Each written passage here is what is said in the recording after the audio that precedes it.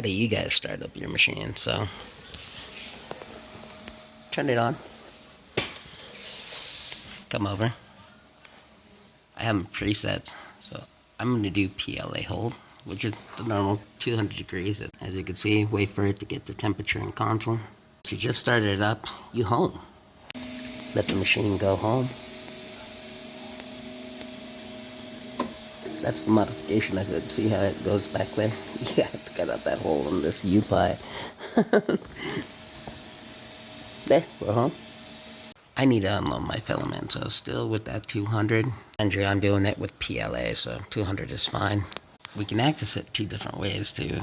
Under tools, there's an unload filament button, as you can see. There we go. Or we can hit the bottom here on our macros and hit unload. There it goes.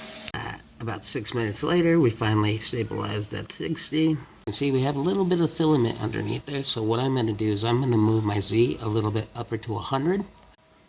Hit enter. It's going to raise up. As you can see, there's still a glop there. Ew. But this gives us enough space to clean our nozzle underneath. We'll clean that up. I like to use a file to clean the nozzle. Yeah.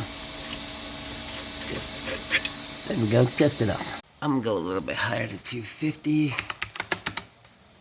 moves up. And now I'm gonna spray the whole bed with IPA and clean it. Spray it down. I swear, boys, if you keep it up, make sure you have a clean surface all the time. I'm working with Creality PT.1. I'll give you guys the profile for it. But yeah. Temperature is still at 260. I'm going to load the filament. Alright, once we're all the way down, locked in, I'm going to change my temperature over to my PETG settings. I have the nozzle at 210 and 70 for the bed because it's PETG. Once it gets to 210, then we can go to tools and just hit load filament. It'll start gooping, loading. Yeehaw! Clean it. Leaves layers behind anyway. Now that we loaded, we're going to go back home. I love how it homes on linear rails. Doesn't make that much noise. The palm wheels chug. They're like choo choo choo choo choo. We're home. We're gonna set up our profile and our slicer.